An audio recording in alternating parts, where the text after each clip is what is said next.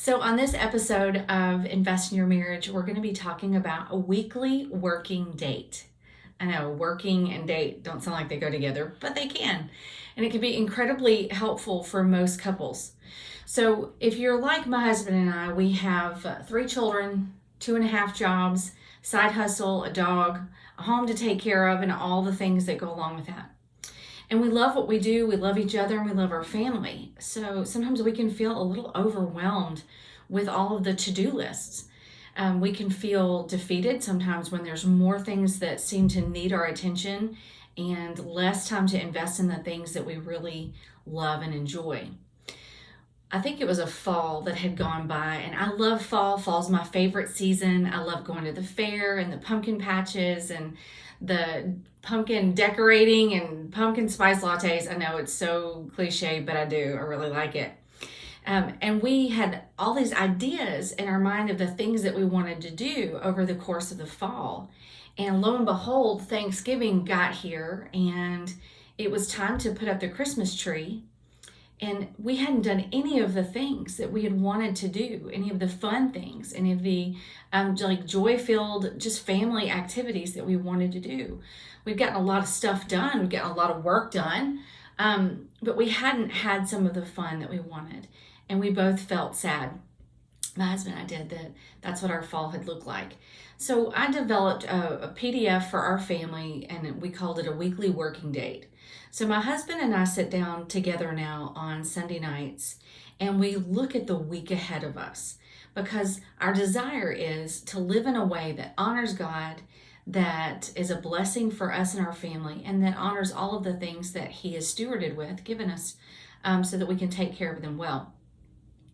So we sit down together on Sunday nights and we look over the calendar and we ask each other, like, are there any major things that are going to happen this week? Doctor's appointments, athletic games, big events at work. We go through who's going to handle what. Okay, oh, the oil change light came on. Is that something that you want to take care of, or is that something that's easier for me to take care of this time? And we go back and forth and we kind of look over each other's schedules and the things that need to happen, and we talk about it. We talk through it, and we make sure we intentionally add to the calendar the things that matter to us. So if he and I want to have a date that week, we make sure it makes it onto the calendar.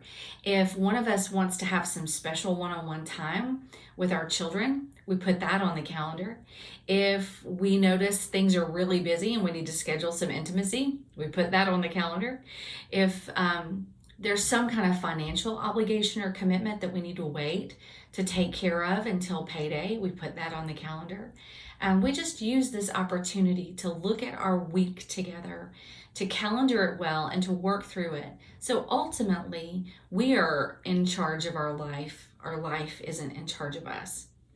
When you feel like you're pulled at every direction, and there are so many things that you feel obligated to take care of, oftentimes we will take care of the squeaky wheel around us, whatever's demanding our attention, and the things that we are excited about, the things that are just fun, some of the things that are self-care to do to take care of ourselves. Some of those things don't make our calendar unless we're intentional with it. So I want to encourage you, set up an appointment with your spouse on like a Sunday night or even a Monday morning if you have that opportunity, and sit down together with your favorite cup of coffee or cup of tea and plan out your week. Don't let all the obligations plan your life for you.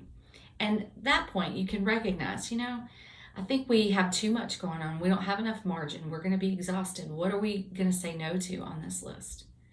Balance and margin are really important for the health of your family, for the health of your marriage, and for just the health of who you are as a person. If you feel like, I really want to study my Bible, but I don't have time to do it, the odds are we're just filling up our calendar with other things, and we're choosing not to spend time doing that. So be intentional with your calendar and live the kind of life that you want to live, not the one that everybody around you is demanding that you live. And I believe that you will enjoy your marriage, and you will enjoy the investment that you're making in your marriage by adding this weekly working date, calendaring, scheduling time with you and your spouse. Hope this is helpful. And if you'd like some information on how to put one of those PDFs together, if you just want a copy of mine, I'll be happy to send it to you. Just let us know in the comments.